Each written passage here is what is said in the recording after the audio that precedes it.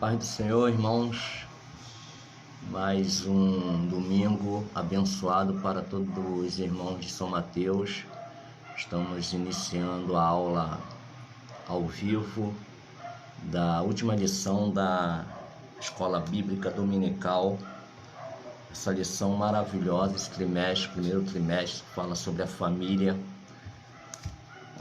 natural segundo os valores e princípios cristãos. E hoje nós vamos falar sobre a lição de número 13, a última lição, que fala do relacionamento do cristão, Deus e família. Então eu vou fazer uma oração para iniciarmos. Bondoso e eterno Deus, Pai de misericórdia, te agradecemos, Senhor, por estarmos aqui nesta manhã na tua presença. Te agradecemos pela vida dos teus filhos, pela vida da tua igreja, pela vida, Senhor, de todos aqueles que te servem e daqueles que ainda vão te servir, que tu vai alcançar o plano da salvação. Eu te apresento, Senhor, o universo, o mundo, Senhor, globalizado, as pessoas e nações que estão nesse desespero devido a esse vírus, mas sabemos que tu és poderoso para proteger, guardar os teus filhos, a tua igreja e também, Senhor, tua misericórdia, aqueles que precisam trabalhar, precisam viver, precisam comer, se alimentar. O Senhor venha, Senhor, curar, Senhor. O Senhor venha livrar e que esse vírus ele possa fazer com que muitos reflitam sobre a vida e sobre a importância que tu és o Senhor deste mundo. Por isso, Senhor, toma nesta manhã a tua igreja em tuas mãos. É o que eu te peço e te agradeço em nome de Jesus. Amém. Aqui no texto áureo fala: quem ama o pai ou a mãe mais do que a mim não é digno de mim. E quem ama o filho ou a filha mais do que a mim não é digno de mim. Na verdade aplicada, é importante que os discípulos de Cristo saibam discernir os diferentes relacionamentos, priorizando o relacionamento com Deus. Os objetivos da lição é explicar os níveis de relacionamento de Jesus, mostrar alguns aspectos da vida cristã em sua relação com a família, enfatizar a relevância do relacionamento com Deus. Na leitura de referência está lá em Lucas, no capítulo 2, versículo 51, Lucas 12, versículo 52 e 53, e Lucas 14, versículo 26. E desceu com eles e foi para Nazaré, e era ali sujeito, e sua mãe guardava no seu coração todas estas coisas. Porque daqui em diante estarão 5 divididos em uma casa, 3 contra 2 e 2 contra 3. O pai estará dividido contra o filho contra o pai, a mãe contra a filha contra a mãe, a sogra contra a sua nora e a nora contra a sua sogra. Se alguém vier a mim e não aborrecer a seu pai e mãe e mulher e filhos e irmãos e irmãs, e ainda também a sua própria vida, não pode ser meu discípulo.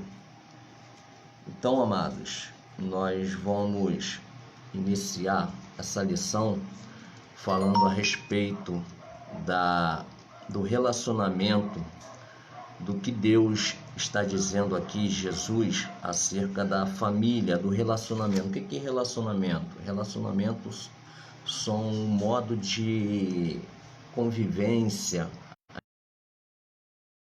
o ajuntamento. Deus fala lá em Gênesis: o homem deixará seu pai e sua mãe, unir-se-á a sua mulher, se apegar-se-á. Então fala de amor, de sentimento importante para todos nós. E aqui no texto áureo do capítulo 10, versículo 37, o historiador Flávio Joséfo, ele já relatava a dificuldade que existia entre as famílias no período de Jesus, devido à dificuldade que era o relacionamento com o próprio Cristo, quando ele se manifestou como Filho de Deus. Muitos até acreditaram em Jesus, mas tiveram dificuldade relacionada à sua família. Os próprios irmãos de Jesus, eles também duvidaram sobre a divindade de Cristo, mas o historiador ele fala desse tumulto na vida das famílias e na sociedade em geral durante o tempo em que Cristo esteve no meio de Israel. E a palavra, quem ama seu pai ou a sua mãe mais do que a mim, os termos de sentimentalismo são relativos, pois é certo que Jesus não fala de ódio. Ele não está falando de ódio propriamente dito, mas que o amor natural que temos pelos nossos parentes em comparação ao amor que temos por Cristo e sua mensagem deve ser qual ódio, ou seja, de confronto. Então, o amor que nós temos pela nossa família é de suma importância, mas o amor a Cristo e a sua palavra e a missão que ele tem para nós é elevado a isso tudo. Então é importante que nós venhamos a entender essa colocação de Jesus, não que nós devemos abandonar nossa família, não querer saber, nada disso. Nós devemos amá-lo, a nossa família, respeitar nossos pais, ensinar nossos filhos, andar em comunhão, mas sabendo que Deus ele está acima, o amor a Deus é incondicional, o amor a Cristo, e isso nós devemos sim manifestar aqui nesta vida. Esse amor a Cristo deve ser tão intenso que o homem não tem amor nem pela sua própria vida, ou seja, o amor a Deus tem que ser maior até do que o amor que eu tenho pela minha própria vida. Então é isso que Jesus está dizendo aqui em Mateus 10:37. E Mateus ele usa então termos que estabelecem a comparação entre tipos ou imensidade de amar. Ao invés de fazer o confronto entre o amor e o ódio, Jesus falou sobre a intensidade do amor em graus diversos e não sobre o ódio em seu sentido literal, em contraste com o amor. A mensagem deste versículo é que aquele que não possui esse tipo de amor, isto é, amor maior do que aquele que vota a sua própria família, não é digno de Cristo e dificilmente pode ser discípulo do reino dos céus. Aquele que não tem tal amor não sofrerá oposição por parte da família ao querer tornar-se discípulo. Então, assim, se eu, antes de aceitar a Jesus, vivi uma vida no pecado, e a minha família também, sem Jesus, sem Deus, também vivia uma vida no pecado, então não tem diferença nenhuma, a gente está no mesmo barco, vivendo a mesma vida de mediocridade, de pobreza espiritual, na treva.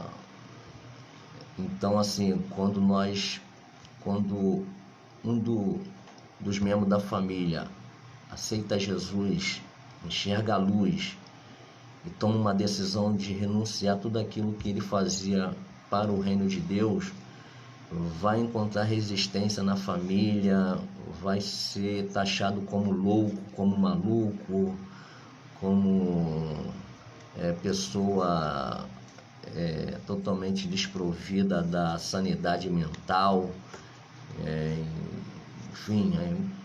Quando o cristão ele está mais íntimo com Deus, que é batizado no Espírito Santo, começa a falar em outras línguas, né, língua dos anjos, aí mesmo que as pessoas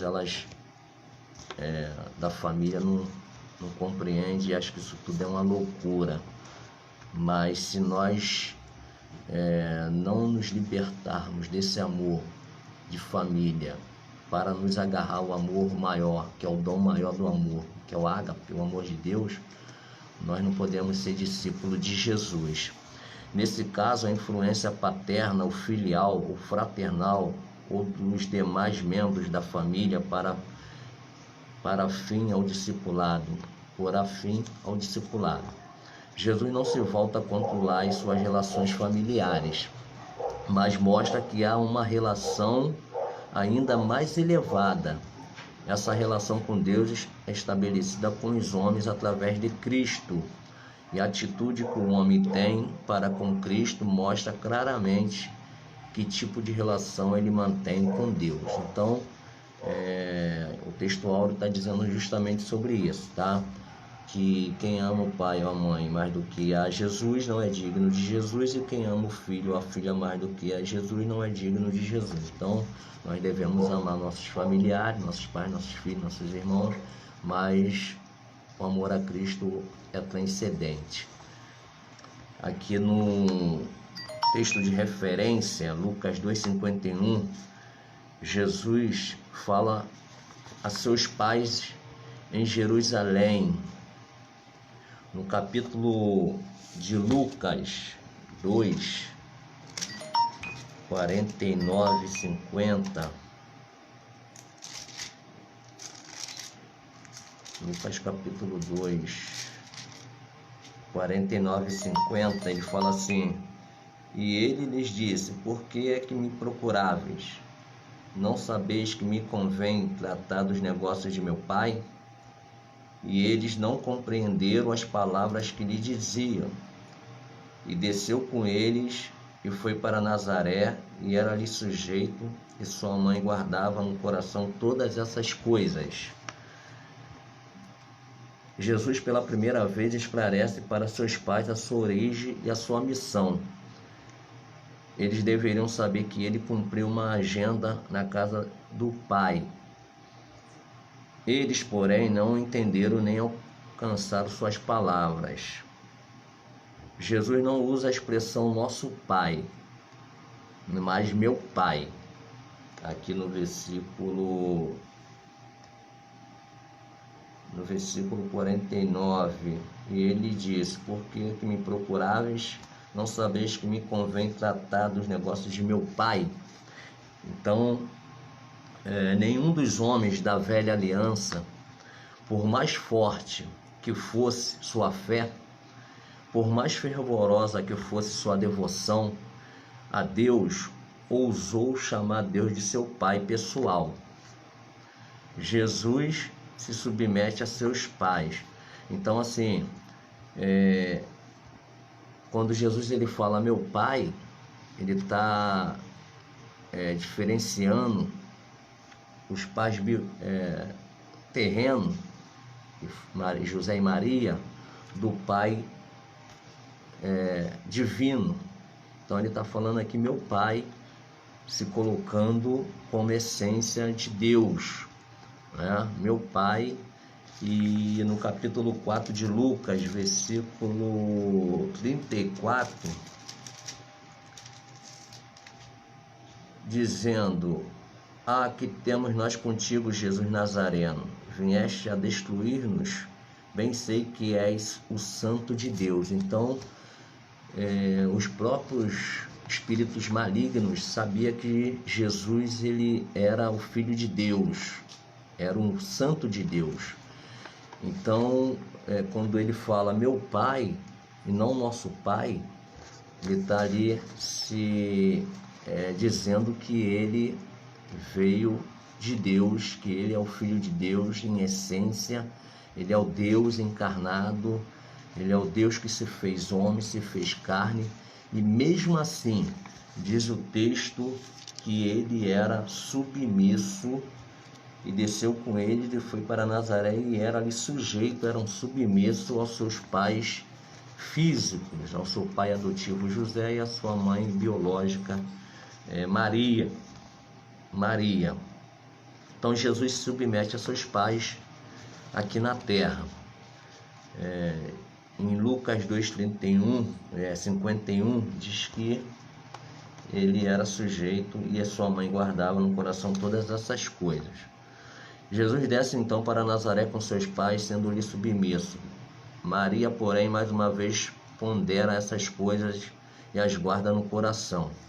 Desde que o anjo apareceu para Maria dizendo que o filho que viria seria especial, Maria ela passa a guardar tudo que acontece na vida de Jesus desde a sua infância. Maria sabia que Jesus era um filho especial, era um filho diferenciado, tanto que no casamento ela vai nele dizendo que o vinho tinha acabado, porque sabia que Jesus poderia esperar algo de Jesus. Então nós sempre esperamos algo do Mestre, e ele é o nosso Mestre, ele é o nosso irmão mais velho, que nós devemos amá-lo.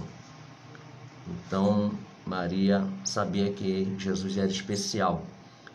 Ela sai do templo não apenas alegre por ter encontrado seu filho, mas meditando a palavra meu pai, tornou a tirar-lhe o filho que julgava recém-encontrado. Ainda que seus pés agora deixem para trás o templo e caminhem para Nazaré, ela sente que o coração de seu filho continua no alto junto do pai, em quem sua mente está inabalavelmente concentrada. Jesus revela sua perfeita humanidade. No versículo 52 diz que Jesus crescia em sabedoria e em estatura e em graça para com Deus e os homens. Então, fisicamente, Jesus desenvolvia seu crescimento físico, psicológico e graça para com Deus, né? Ou seja, ele veio fazer aquilo que Deus lhe determinou na terra, e diante dos homens ele demonstrou toda a sua fidelidade para com o Pai, e mostrando o reino dos céus. Jesus cresceu como um menino comum. Seu crescimento físico, intelectual, moral e espiritual era perfeito. Seu desenvolvimento foi horizontal e vertical, tanto diante dos homens como diante de Deus. Em Lucas, no capítulo 12, aqui da lição 51, 52 e 53, nós vemos a divisão na família. Lucas capítulo 2, do 51 a 53. E desceu com ele, foi e a sujeito e crescia Jesus.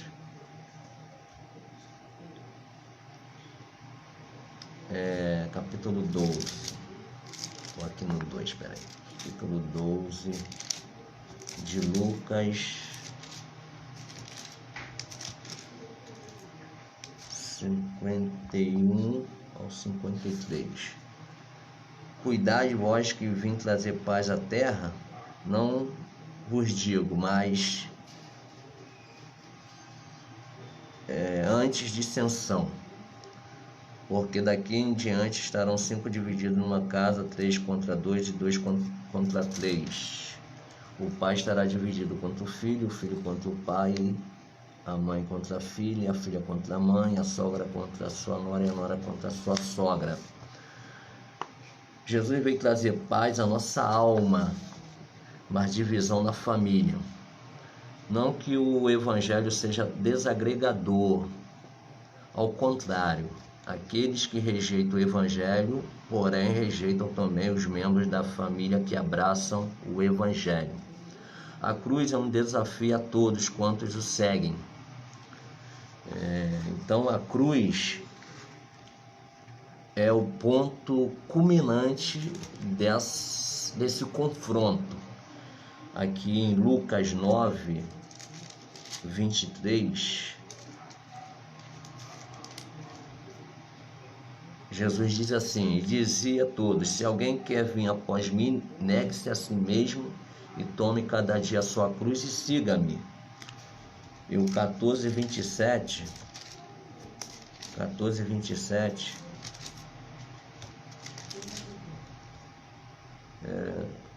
e qualquer que não levar sua cruz e não vier após mim, não pode ser meu discípulo.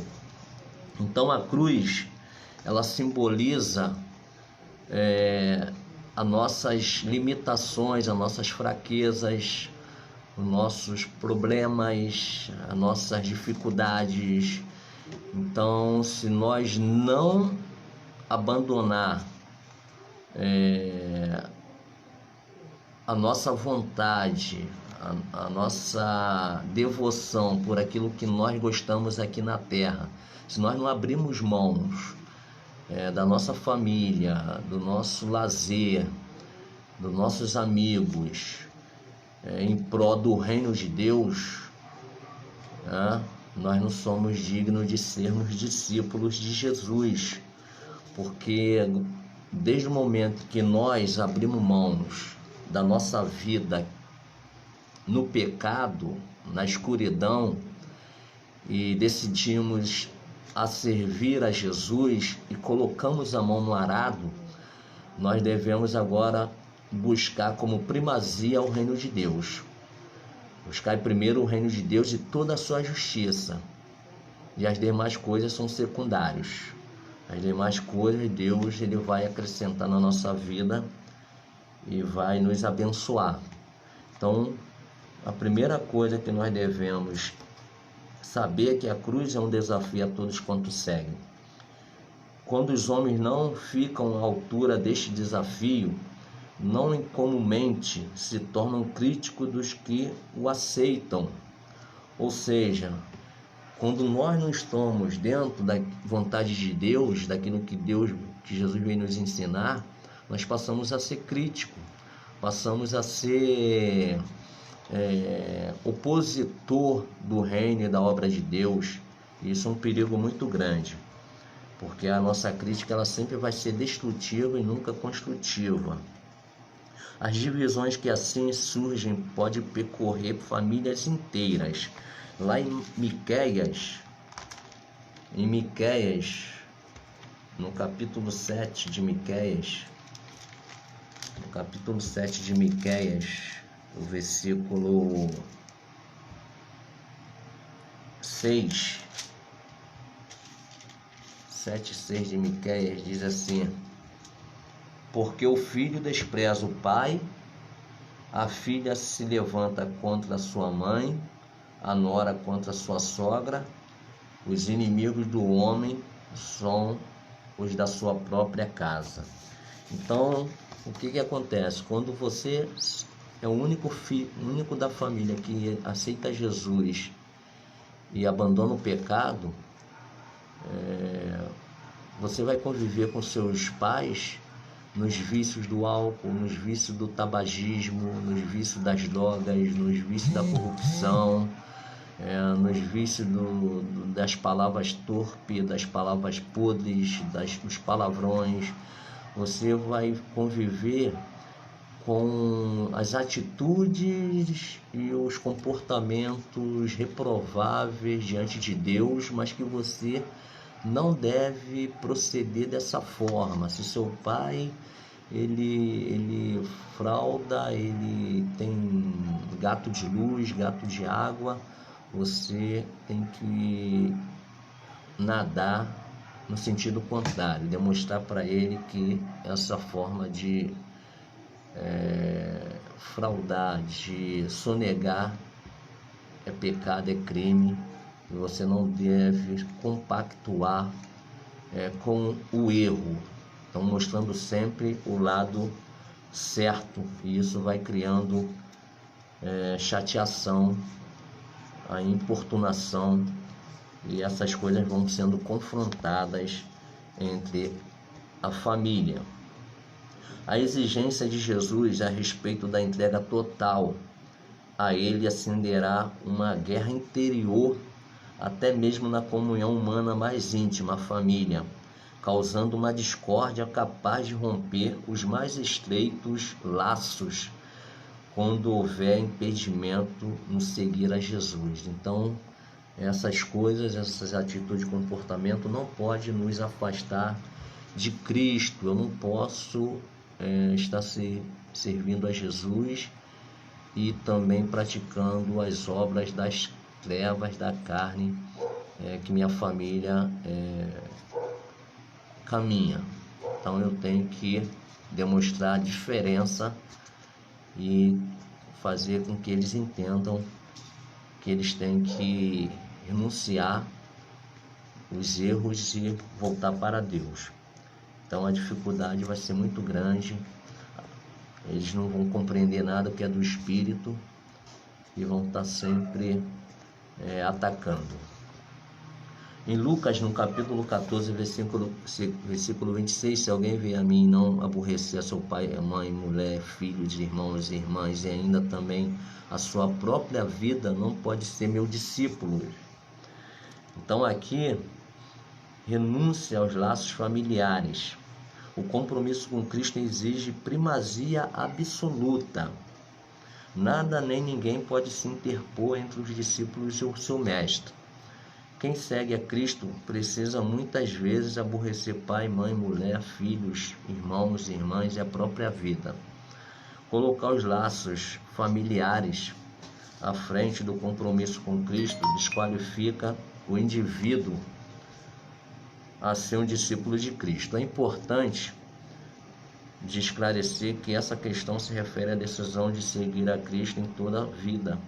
Não se restringe a tempo somente, é mais amplo. Ou seja, é importante isso, porque quando Jesus está falando aquele que ama mais o pai, a mãe, filho, esposa, do que a ele, né, não pode ser discípulo, não está falando aqui de coisas artificial, de você pegar num domingo sua Bíblia e ir para o templo, entendeu?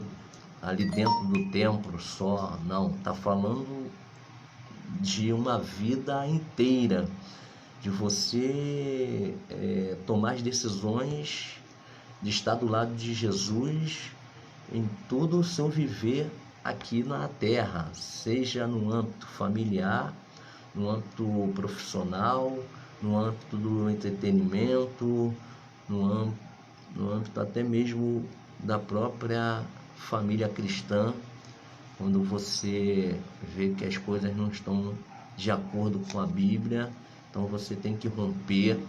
Então, assim, primazia total a Deus em todas as áreas. Seguir a Jesus, estar apto a orar, a jejuar, a ler a palavra, a ter uma palavra sempre de estímulo, de incentivo, não renunciar a Jesus. Enfim, nesse sentido, é amplo, não é só você dentro ali do templo, líder de departamento, como obreiro, isso é muito pouco, porque ali na igreja física você está se relacionando com pessoas ali que estão com a Bíblia, que estão ali servindo, aí é fácil, né? Mas você tem que demonstrar esse amor a Deus aqui fora, diante dos homens, para que eles possam ver a sua fidelidade para com Deus, assim como Daniel, como José, assim como Paulo, como o apóstolo Pedro e os discípulos que abandonaram sua profissão para seguir a Jesus, né? Enfim, mas naquele momento ali específico eles fizeram isso. Nós não precisamos largar nossa profissão hoje, mas nós devemos servir a Jesus dentro da nossa profissão, através do nosso comportamento, do nosso caráter, da nossa honestidade, fazer as coisas certas, trabalhar como se estivéssemos fazendo para Deus, dar o melhor. É isso que Paulo fala lá, como trabalhador, como funcionário, nós devemos fazer o melhor e saber que o momento de trabalhar temos que trabalhar. Quando estivermos na hora ali do descanso, você pode ler a Bíblia, mas na hora da produção você tem que produzir para a empresa que você foi contratado, para que ninguém venha falar mal de você, falar mal de Jesus, falar mal do Evangelho. Você não sirva como escândalo, mas como luz, como bênção na área ali profissional.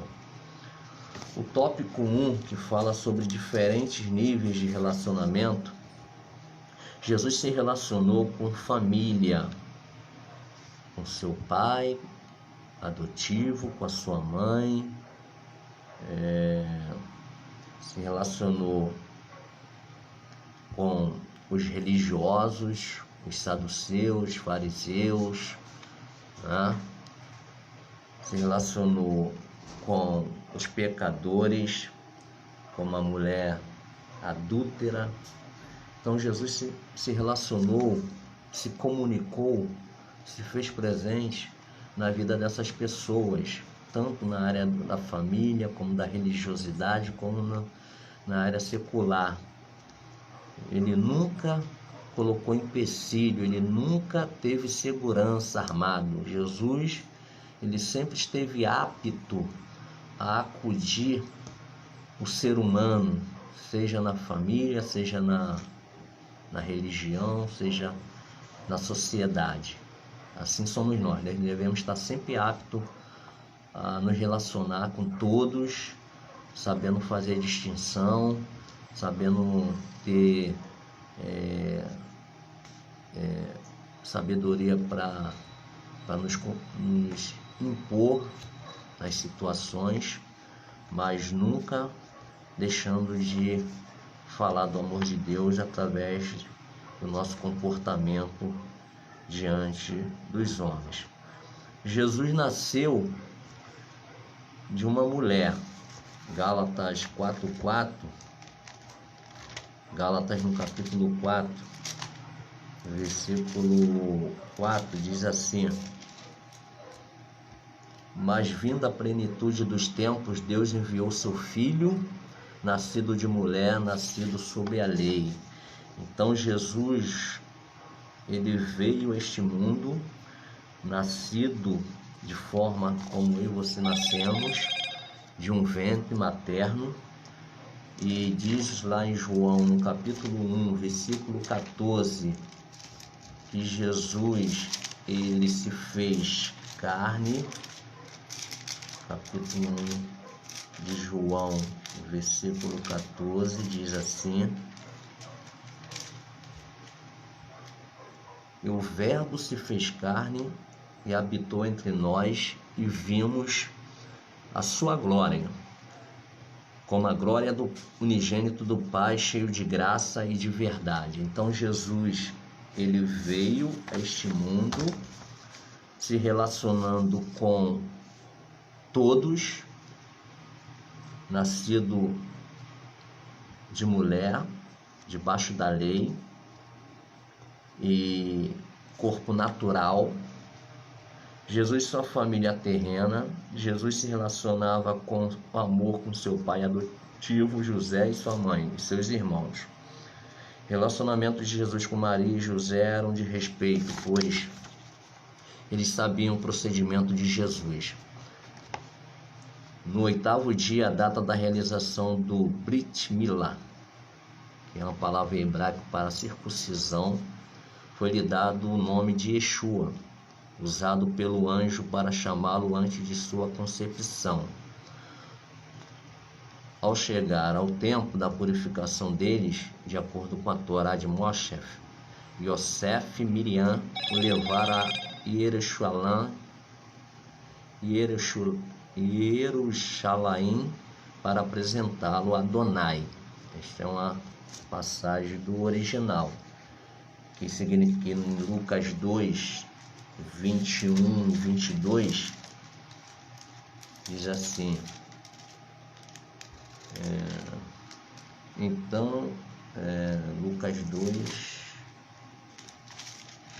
Lucas capítulo 2,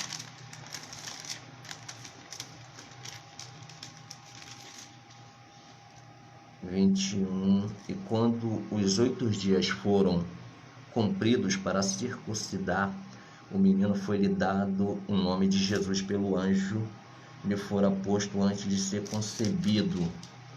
Cumprindo os dias da purificação segundo a lei de Moisés, o levaram a Jerusalém para apresentarem ao Senhor.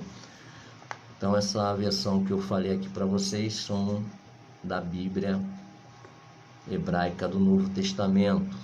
No 8º dia, a data da realização do Brit Milá, foi-lhe dado o nome Yeshua, usado pelo anjo para chamá-lo antes de sua concepção. Ao chegar o tempo da purificação deles, de acordo com a Torá de Moshe, Yosef e Miriam o levaram a Yerushalayim para apresentá-lo a Adonai. Jesus crescia em estatura e sabedoria, e seus pais tinham cuidado de orientá-lo, pois Jesus lhe era sujeito. Já o relacionamento com os discípulos foram intensos pelas dificuldades e limitações de compreender os chamados e propósitos da chamada, mas Jesus ensinou com amor. Então aqui nós podemos ver que o relacionamento de Jesus com os discípulos foram intensos porque eram homens sem muita sabedoria, eram homens de dura cerviz, eram homens de dura compreensão. Aqui em Marcos 10,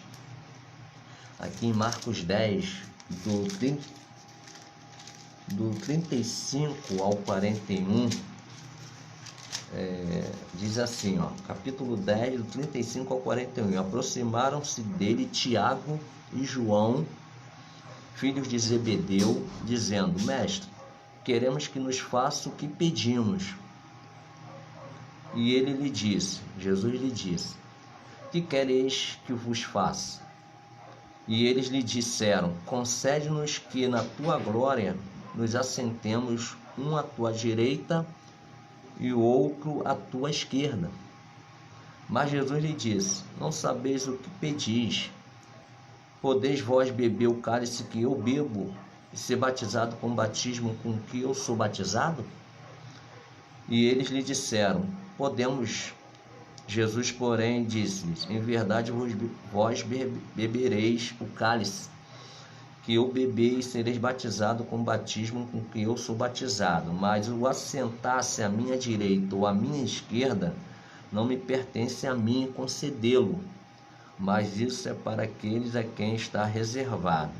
E os dez discípulos, tendo ouvido isso, começaram a indignar-se contra Tiago e João. Então, vocês veem como é que era a atitude deles, sem nenhuma noção ainda, sem nenhum senso de entendimento do que era a chamada, que eles estavam sendo chamados para uma responsabilidade muito grande, muito maior, que lá na frente, anos depois, eles vão entender, porque eles não estavam entendendo naquele momento. Então eles fazem um pedido desse, que lá na glória, lá no céu, um queria sentar à direita e outro à esquerda de Jesus. Em Mateus 26, do 33 ao 35, de Mateus 26, 33 ao 35, Jesus fala assim, mas Pedro, na verdade Pedro aqui diz, mas Pedro respondendo disse-lhe, ainda que todos se escandalizem em ti, eu nunca me escandalizarei. Disse-lhe Jesus, em verdade vos te digo, que nesta mesma noite, antes que o galo cante 3 vezes, me negarás. Disse-lhe Pedro, ainda que me seja necessário morrer contigo, não te negarei. E todos os discípulos disseram o mesmo. Então você vê a atitude dos discípulos, do relacionamento difícil que Jesus tinha com eles. Jesus tinha muito amor por eles, mas eles eram difíceis. Quer dizer, Pedro diz que morreria e não negaria. Nós sabemos que ele negou 3 vezes, e na terceira vez que ele nega, ele lembra do dito de Jesus, ele começa a chorar amargamente, porque ele realmente foi um fracassado naquele momento. As palavras dele caiu por terra. Então nós temos que ter cuidado com as nossas palavras, irmão. Nós temos que ter consciência do Deus que nós servimos, do Jesus que nos salvou. Nós temos que ter consciência que o materialismo, o dinheiro, as amizades fora de Jesus não vai nos levar a lugar nenhum. O status de vaidade, de soberba, de ser o melhor, enfim, nada disso vai valer de nada se nós não tivermos essa humildade que Jesus demonstrou para com eles, como está aqui em João, antes de João 13, tem uma outra passagem de João 20, que fala da limitação dos discípulos. João 20, do 24 ao 29, e diz assim: Ora, Tomé, um dos 12, chamado Dídimo, não estava com eles quando veio Jesus. Disseram-lhe, pois, os outros discípulos: Vimos o Senhor. Mas ele disse-lhes: Se eu não vi o sinal dos cravos em suas mãos, e não puser o dedo no lugar dos cravos, e não puser a minha mão no seu lado, de maneira nenhuma o crerei. E 8 dias depois estavam outra vez os seus discípulos dentro, e com eles Tomé. Chegou Jesus, estando as portas fechadas, e apresentou-se no meio e disse: Pai seja convosco. Depois disse a Tomé: Põe aqui o teu dedo e vê as minhas mãos. Chega a tua mão e põe no meu lado. Não sejas incrédulos, mas crente. Tomé respondeu e disse-lhe: Senhor meu Deus, Senhor meu e Deus meu. Disse-lhe Jesus: Por que me viste, Tomé? Creste? Bem-aventurados os que não viram e creram. Então, tem muitos crentes incrédulos no nosso meio. Assim como Tomé, tem muitas pessoas incrédulas que não crê na palavra de Deus, não crê no poder de Deus, não crê naquilo que Deus ele está dizendo para a sua igreja. É lógico, irmão, que nós temos que ter cuidado com o oposto disso. Tem muitas profetadas, tem muitas profetisas, profetas que querem usar o Espírito Santo de Deus com visões, previsões errôneas, tá? Coisas que Deus não está mandando dizer, eles na empolgação eles estão dizendo, e Deus não está confirmando nem garantindo. Aí nós temos que ter o quê? O discernimento de espírito para entendermos se é Deus, se é do homem ou se é do diabo que está falando. Tem coisas que não é Deus que está falando, é o diabo. Está usando a boca daqueles que se diz crente. E tem coisas que é da própria carne, na emoção, no emocional agitado, a pessoa ela se empolga e fala aquilo que está no seu coração, mas que Deus não mandou falar. Então nós temos que ter esse cuidado, ter o discernimento para agirmos de forma coerente, quanto mais nos dias que nós estamos vivendo. Essa epidemia, esse vírus, irmão, isso é permissão de Deus, isso aí está na Bíblia. A Bíblia diz que haveria guerra, rumores de guerra, nação contra nação, terremoto e pestes. O que são pestes? São doenças. Desde Jesus para cá houve várias doenças, houve várias epidemias. Então está tendo mais uma. Vai passar, mas muitas pessoas estão partindo devido a essa doença, devido em situações diversas. Tem morte que a pessoa não tem culpa, mas tem morte que a pessoa tem culpa. Que tem pessoas que estão falando, as autoridades que estudaram, se formaram, são especialistas, estão dizendo, fica em casa, e a pessoa quer ir para bagunça. Então, tem muitos que estão pegando doença aí nessa bagunça e estão indo a óbito, principalmente velhos, pessoas que têm problema diabético, cardíacos e outros tipos de doenças. Entendeu?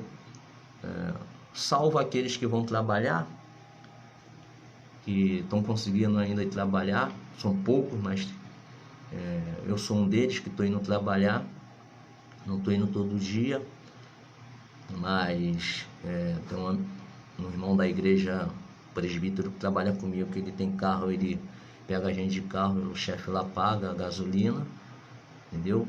E fora isso, aqueles da saúde, né, do comércio, essencial, supermercado, farmácia. Fora isso, os demais estão fechados, não estão indo trabalhar, então fica em casa.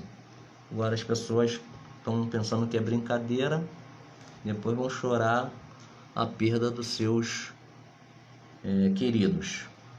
Então, Jesus, em João capítulo 13, a partir do versículo 2, Jesus ele demonstra amor. Esse amor que ele teve pelos discípulos, ele tem por nós também. Então, João 13, a partir do versículo 2, diz assim: E acabada a ceia, tendo já o diabo posto no coração de Judas Iscariote, filho de Simão, que o traísse, Jesus, sabendo que o Pai tinha depositado nas suas mãos todas as coisas, de que havia saído de Deus e que ia para Deus, levantou-se da ceia, tirou as vestes e, tomando uma toalha, cingiu-se. Depois pôs água numa bacia e começou a lavar os pés aos discípulos e a enxugá-los com a toalha com que estava cingido. Aproximou-se, pois, de Simão Pedro, que lhe disse: Senhor, tu lava-me os pés a mim? Respondeu Jesus e disse-lhe: O que eu faço não sabes tu agora, mas tu saberás depois. Disse-lhe Pedro: Nunca me lavarás os pés. Respondeu-lhe Jesus: Se eu te não lavar, não tens parte comigo. Disse-lhe Simão Pedro: Senhor, não só os meus pés, mas também as mãos e a cabeça. Disse-lhe Jesus: Aquele que está lavado não necessita de lavar senão os pés, pois no mais todo está limpo. Ora, vós estáis limpos, mas não todos, porque bem sabia ele quem o havia de trair. Por isso disse: Nem todos estáis limpos. Depois que lhe lavou os pés, tomou as suas vestes e se assentou outra vez à mesa, disse-lhes: Entendeis o que vos tenho feito? Vos me chamais mestres e Senhor, e dizes bem, porque eu o sou. Ora, se eu, Senhor e mestre, vos lavei os pés, vos deveis também lavar os pés uns aos outros, porque eu vos dei o exemplo para que, como eu vos fiz, façais vós também. Então Jesus aqui, ele demonstra todo o amor, toda a humildade, de sendo um Deus, de sendo um servo obediente, servindo os seus discípulos ali na ceia, na janta. Estavam ali ceando, que era uma janta, estavam jantando, e no período que eles estavam ali jantando na comunhão, Jesus ele pega um pano molhado e lava os pés dos discípulos. Os pés é a parte do corpo que mais pega poeira, porque anda, né? Naquela época não tinha sapato, não tinha tênis, era sandálias e o pó da rua, não é rua asfaltada como são hoje, então o pó das ruas, quando chovia, quando fazia sol, os pés ficavam empoeirados. Então quando chegava em casa era comum dos judeus lavarem os pés e lavarem as mãos, né? Era comum. Então Jesus ele fala que todo o corpo está limpo, mas ali ele se refere a Judas, que era o único ovelha negra, que depois, antes do pacto do Novo Testamento, do cálice do sangue, Jesus despede Judas, quando ali o diabo inspira ele, ele sai para entregar Jesus. Então Jesus ele demonstrou todo o amor com o próprio Pedro. Quando antes de Jesus ascender aos céus, ele teve um encontro com Pedro lá na pesca. Ele pergunta 3 vezes: Pedro, tu me amas? Aí Pedro: te amo, Senhor. Apacenta minhas ovelhas. Pedro, tu me amas? Te amo, Senhor. Quando ele fala na 3ª vez, que foi a 3ª vez que Pedro nega, Pedro ele pensa melhor e fala assim: Senhor, tu sabes. Então é isso. Deus sabe tudo e nós não sabemos nada. Nós estamos dentro da vontade de Deus e nós temos que obedecê-lo como família, né? Como família. O tópico 2, que fala sobre o cristão e sua família, Como cristão, devemos relacionar com pai, mãe, irmãos, primos, tio, esposa, filhos, netos de maneira carinhosa e amorosa. Mas em 1 Timóteo 5,8 fala assim: mas se alguém não tem cuidado dos seus, e principalmente dos da sua família, negou a fé e é pior do que o infiel. Então, irmão, preste atenção. Primeiro vem o amor que nós temos que ter a Deus, acima de todas as coisas. Amar a Deus, e quando você ama a Deus, está ali a Trindade, o Pai, o Filho e o Espírito Santo. Abaixo de Deus é a família. É a família. Deus constituiu primeiro a família, lá no Gênesis, tá? Deus criou o homem e a mulher, da mulher veio os filhos e se espalhou na terra, tá? E abaixo da família é a igreja, que é constituída da família.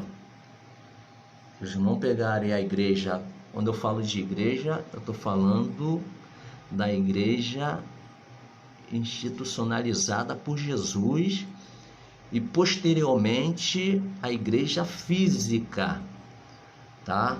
A igreja institucionalizada por Jesus, a igreja ela vem também de uma linhagem de família. Primeiro é o filho que se salva, daqui a pouco vem o pai, vem a mãe, vem os irmãos, e assim sucessivamente. Dentro da igreja física nós podemos ver que a maioria dos membros é tudo família.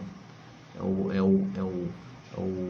o presbítero, que é a esposa que é da igreja, os filhos que são da igreja, os netos que são da igreja, é o pai e a mãe que são da igreja. Então, a família, Jesus ele fala, aqueles que fazem minha vontade, meu pai, minha mãe.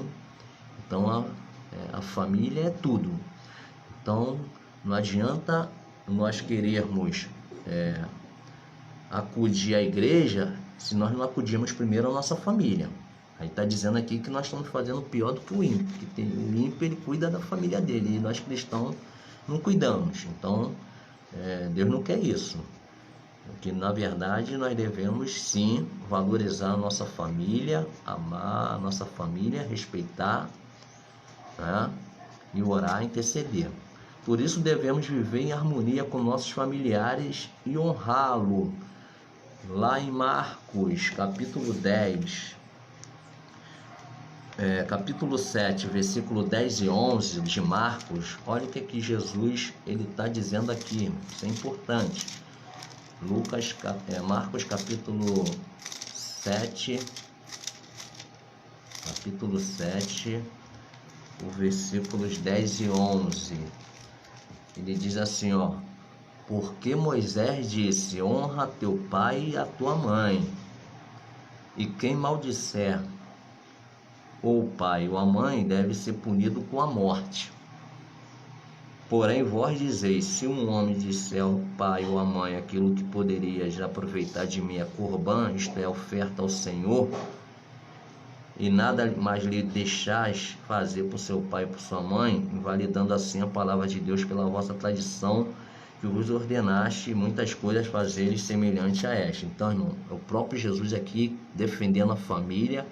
Ele está dizendo que nós devemos primeiramente honrar pai e mãe. Primeiramente pai e mãe. Quando você honra teu pai e tua mãe, você está cumprindo o mandamento de Deus. Esse honrar pai e mãe está lá nos 10 mandamentos. É uma questão moral, ética, que nós temos que honrar. Tem pessoas que abandonam seus pais por causa da igreja, põe a culpa na igreja por não ter tempo de ir lá. Está errado, está totalmente errado. Deus não está compactuando com isso. Porque como é que vocês vai ganhar seu pai e sua mãe se você não tem comunhão, se você está longe? Aí o que vai acontecer? Os seus pais vão culpar a igreja, entendeu? Aí de vez de ganhar para Jesus, vai afastar. Então os judeus eles tinham esse costume de, quando não queriam ajudar pai e mãe, usava essa prerrogativa da tradição do judaísmo, de dizer que está ofertando ao Senhor, ao voto corbã, sendo que a oferta só ele e o sacerdote que usufruía. Isso aí era uma hipocrisia. Por isso que Jesus fala que eles só adoravam Deus de lábios, eram hipócritas, eram falsos. E quantas pessoas estão agindo dessa forma para com seus familiares? Isso é pecado. Isso é pecado. Devemos governar bem a nossa casa. 1 Timóteo 3,5. Porque se alguém não sabe governar sua própria casa, terá cuidado da igreja de Deus? Ou seja, para eu cuidar das coisas de Deus, eu tenho que primeiro ser um bom administrador na minha casa, diante dos meus filhos, da minha esposa, entendeu? Eu tenho que ser um bom administrador, responsável, provedor, para que eu possa, quando cuidar das coisas de Deus ali na igreja, da casa de Deus, eu possa também ter essa responsabilidade e tudo que eu falar, a minha família ela venha corroborar. Então é importante que isso aconteça. Quando a família não é convertida, se torna mais difícil o relacionamento, mas não interfere em nada o amor e a santificação, pois o crente, quando ora a Deus, entrega seus familiares sob a proteção do Eterno. Aqui em 1 Coríntios, no capítulo 7, 1 Coríntios 7, de 12 a 14, 12 ao 14, diz assim: mas aos outros digo eu, não Senhor. Paulo está dizendo: se algum irmão tem mulher descrente e ela consente habitar com ele, não a deixe. E se alguma mulher tem marido descrente e ele consente em habitar com ela, não o deixe.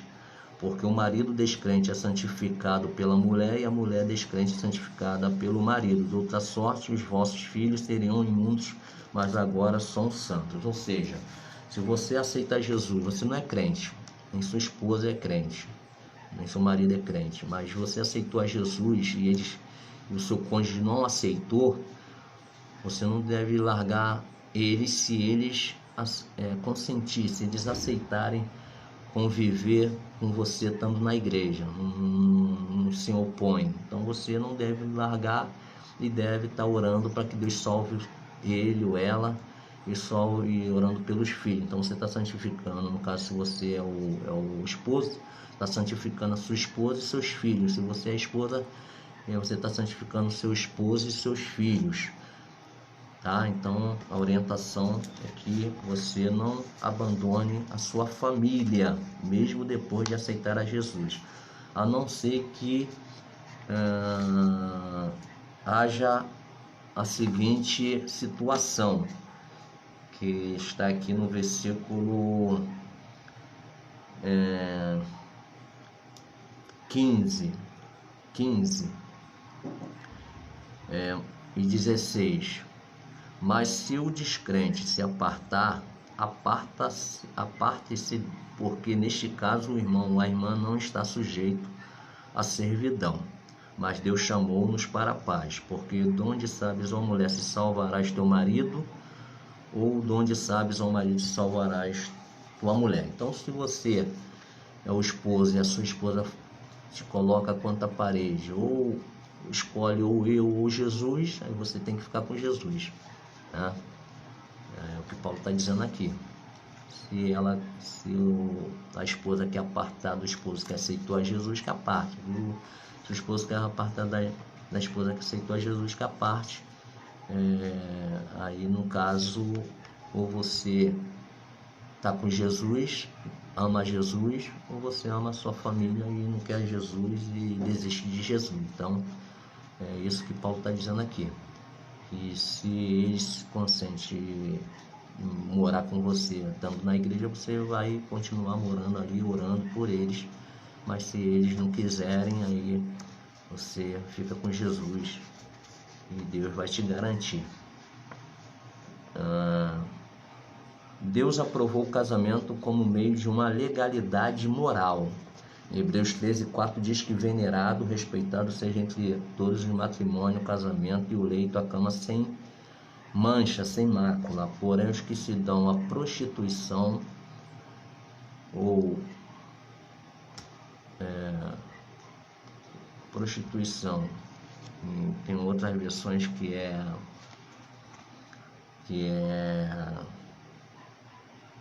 tem um outro termo que se usa para aqueles que não são casados, e aos adúlteros Deus os julgará, né? Mas no céu não haverá casamento. Então o casamento aqui, ele é legal, ele é santo, ele é divino, porque Deus, que é divino, abençoou, santificou.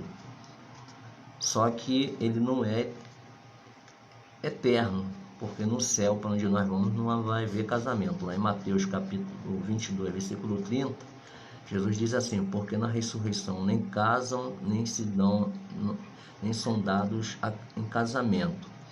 Porque na ressurreição nem casam, nem são dados em casamento, mas serão como os anjos de Deus no céu. Ou seja, os anjos não têm sexo, são assexuados. E assim seremos nós. Então no céu não tem casamento, o casamento é só aqui na terra. Viu? Eu lembrei agora que quando fala de prostituição em outras versões é fornicação. O tópico 3 da lição, que fala do nosso relacionamento com Deus, o amor a Deus, em Êxodo, no capítulo 20, versículo 3, diz assim: não terás outros deuses diante de mim. O que Deus está dizendo é que Ele é o único, Ele é monogâmico, não tem outro além dele.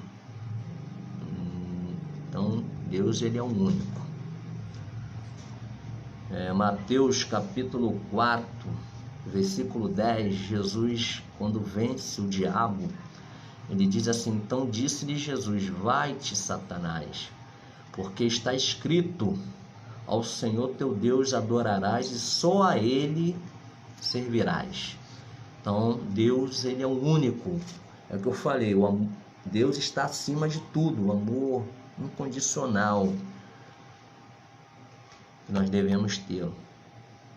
Amar a Deus em primeiro lugar e ao próximo em segundo lugar. Quando fala ao próximo, é pessoas junto a você, perto, íntimo. É um texto do grego, vim para perto, né? Vim para perto. Então, Jesus falou que os mandamentos se resumem em dois: amar a Deus e amar ao próximo como a nós mesmos. Dissensão entre Deus e família. Em relação ao amor, o meu amor pelos meus pais, esposa e filhos são indescritíveis. Não tem como descrever o meu amor que eu tenho pelos meus pais, a minha esposa e meus filhos. Isso aí é minha própria alma, é minha própria vida, né? Só que o meu amor a Deus transcende essa esfera humana, né? Então o meu amor a Deus, ele é transcendente. Então ele é maior, né?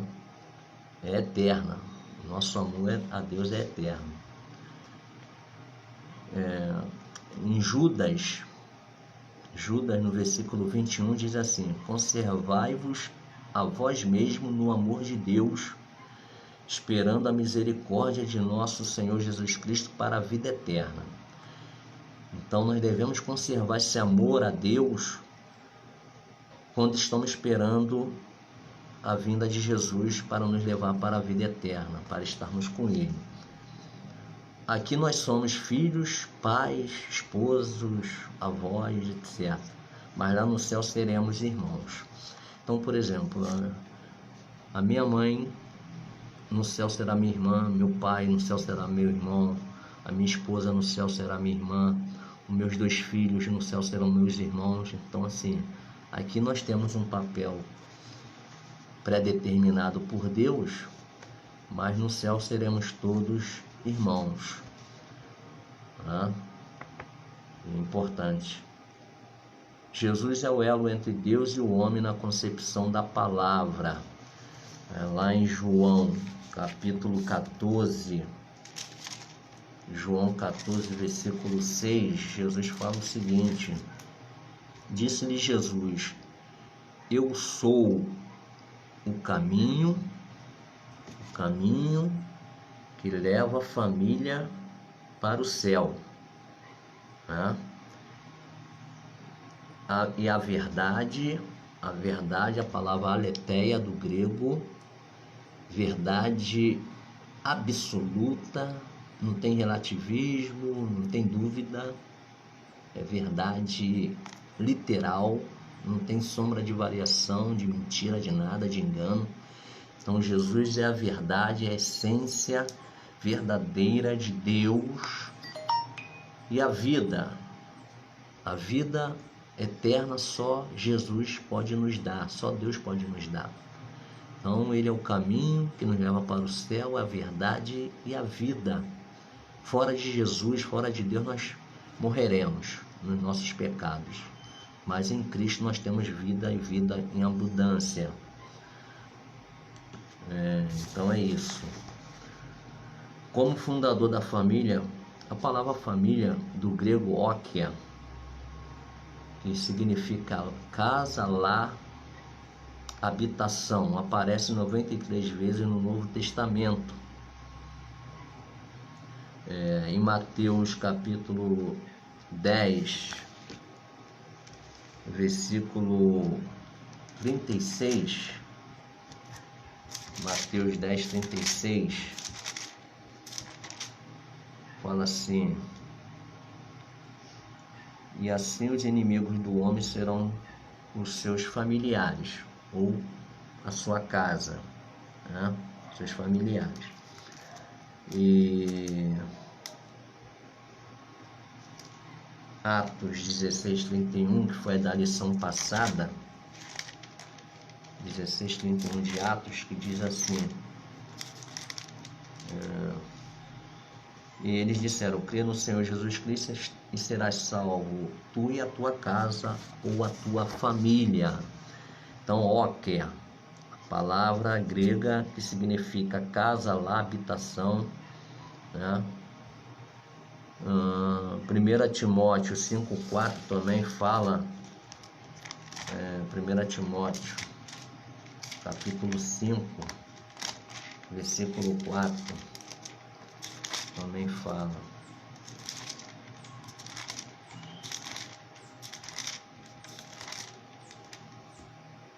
mas se alguma viúva tiver filhos ou netos, aprendam primeiro a exercer piedade para com a sua própria família e a recompensar seus pais, porque isto é bom e agradável diante de Deus.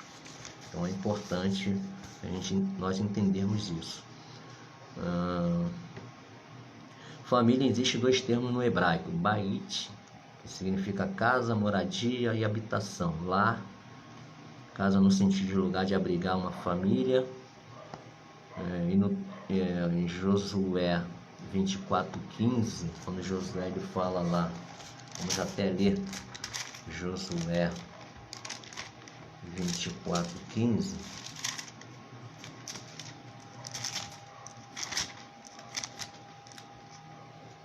Ele diz assim: porém, se vos parecer mal aos vossos olhos, servi ao Senhor, escolhei hoje a quem servais. Seus deuses a quem serviram vossos pais, que estavam além do rio, ou os deuses dos amorreus em cuja terra habitais. Porém, em minha casa serviremos ao Senhor. E a minha casa e a minha família serviremos ao Senhor.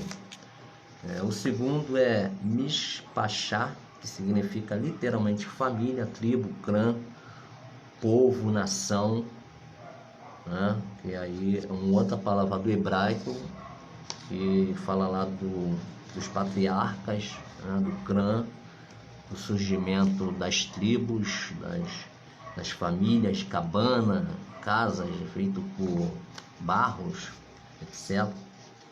No dicionário, Aurélio define como família definida como pessoas aparentadas que vivem geralmente na mesma casa, particularmente pai, mãe e filhos.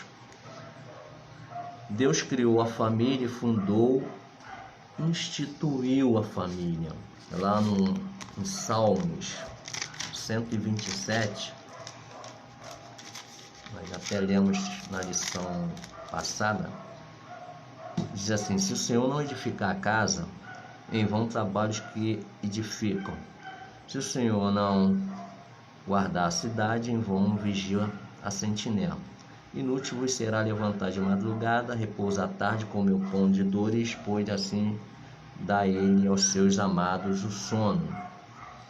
Eis que os filhos são herança do Senhor, o fruto do ventre, seu galardão. Como flechas na mão do valente, assim são os filhos da mocidade. Bem-aventurado o homem que enche deles a sua aljava, não serão confundidos quando falarem com seus inimigos à porta. Naquela época, ter filhos era bênção, era um sinal de prosperidade, ao contrário da esterilidade, da mulher que não poderia ter filhos. Então, aqui está dizendo: se o Senhor, se Adonai não construir, não edificar, não guardar a casa, em vão trabalhos que a edificam. Então, para você edificar a casa, você tem que ter Deus na frente. Para construir, mesmo depois que você constrói a casa, você apresenta a Deus, né? Se você não guardar a cidade, nós estamos vivendo essa pandemia aí, essas epidemias agora. Se Deus não nos guardar, vamos ser afetados. Então não adianta, nós temos de confiar no Senhor, saber que Ele permitiu que isso acontecesse, até para que nós venhamos a nos apegar mais a Ele, a orar mais, a estar mais em casa, culto doméstico, né? Enfim. Então assim, é importante confiar, porque senão seria inútil acordar cedo para trabalhar e não comer o pão de dores e não prosperar, né? Então nós temos que saber que Deus, Ele é o nosso auxílio, o nosso ajudador, o nosso provedor, e Ele tem abençoado nossos filhos, tem abençoado o nosso pão de cada dia, tem abençoado as nossas esposas, esposos, né? Nossos cônjuges, e isso é importantíssimo. Então Deus Ele criou família, fundou, instituiu, mas Satanás procura destruí-la, a família.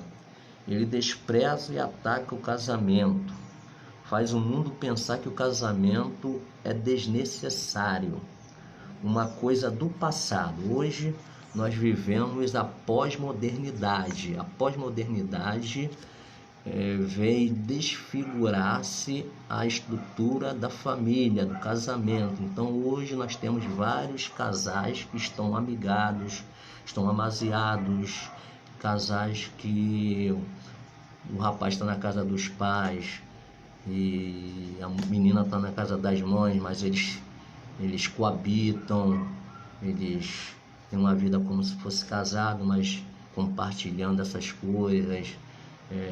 Enfim, a independência da mulher, que hoje vê o homem apenas como um prazer sexual e como o progenitor de dar filhos, mas ela vai criar ali seu filho na independência, né? Então hoje nós temos visto aí o crescimento de outras áreas que vai contra o princípio da família, do casamento, né? Então o diabo ele tem lançado essas sementes no coração do homem e da mulher, né? Então hoje se diz que o casamento não faz sentido, e a família, a igreja, ela tem que se opor. A igreja ela não pode aceitar esse tipo de procedimento que fere a Constituição da Bíblia Sagrada. A Bíblia declara que o matrimônio deve ser venerado, tá? O matrimônio tem que ser respeitado, e para Deus está valendo sim um casamento. Se a família for destruída, a sociedade inteira e a igreja serão seriamente afetadas. Lá em Malaquias 2,16 Deus, ele fala que repudia o divórcio, ele odeia o divórcio. A base da sociedade é a família, né? E a família começa com o matrimônio, o casamento. Sempre foi assim, mas o nosso amor incondicional está em Deus. Carregar a cruz e segui-lo.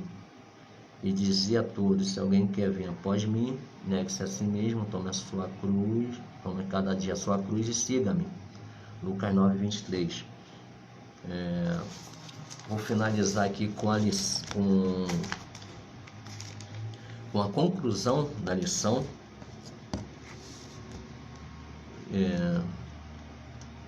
E antes de concluir, eu quero dizer para os amados que nós queríamos estar lá no templo, unidos, de mãos dadas, abraçados, vendo a face um dos outros, compartilhando, interagindo, brincando, se divertindo, mas tratando assuntos sérios, como sempre fizemos, com responsabilidade, com fidalguia. Mas devido a esse momento aí mundial, nós estamos reclusados na nossa casa, fomos reclusos em casa, e cada um, né, esperando passar esse momento, orando. Creio que Deus vai nos abençoar. Não sei se semana que vem vai continuar, se vai melhorar, se vai piorar, só Deus sabe, mas se as coisas continuarem da mesma forma, nós estaremos domingo novamente dando o estudo via live, né, via internet. Eu vou pegar a revista hoje à noite com o pastor e vou estudá-la para domingo estar falando aqui da primeira lição do segundo trimestre, que vai falar sobre o livro de Salmos.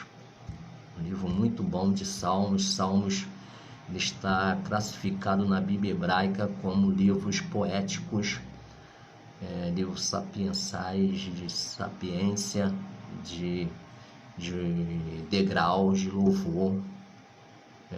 Aquela oração que vai subindo de degrau em degrau até chegar no trono de Deus. Então nós vamos aprender muito sobre Salmos e vai ser bênção.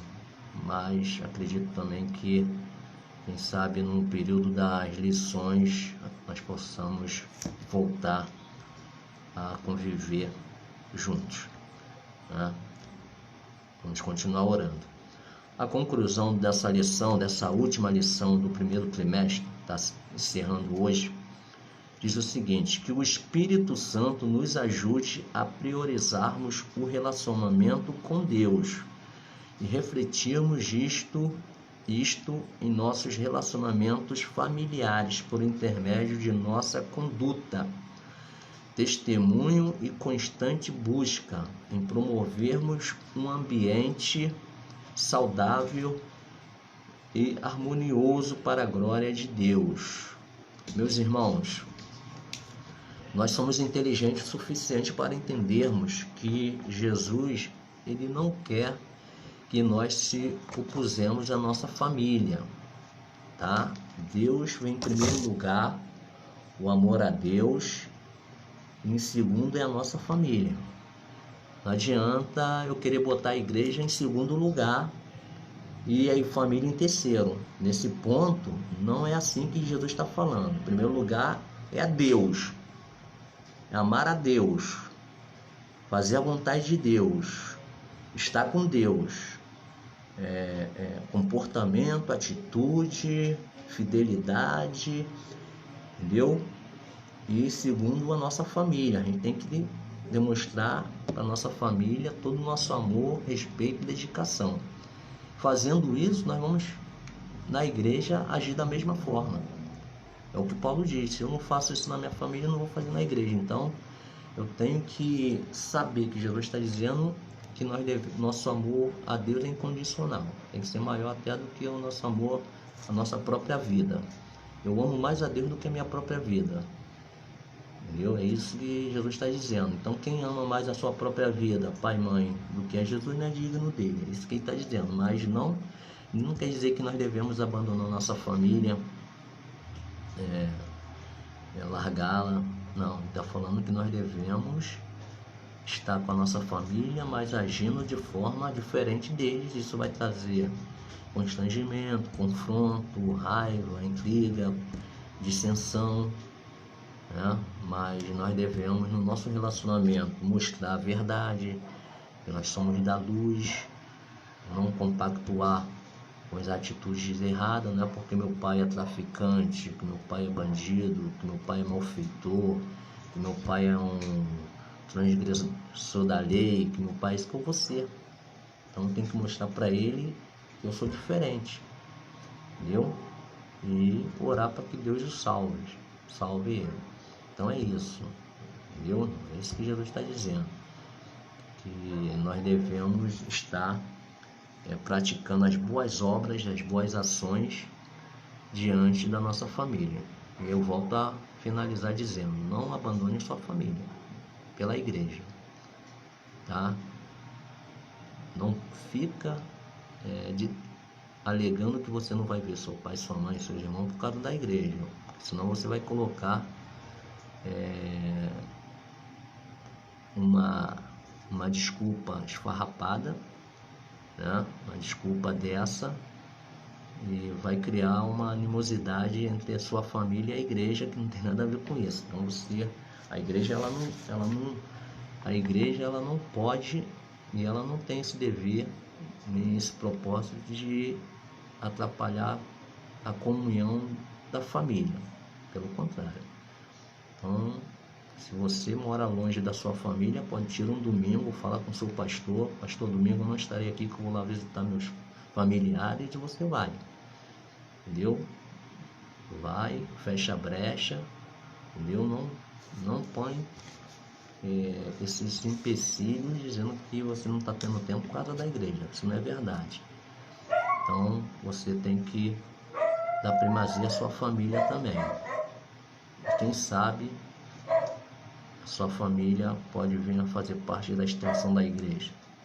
Através de você, você ganha seu pai, sua mãe, sua esposa, seu esposo, seus filhos, neto, todo mundo aí para Jesus. Então é isso que Jesus ele quer de cada um de nós, que nós venhamos a amar nossa família, a respeitar, mas o amor a Deus tem que estar acima de tudo.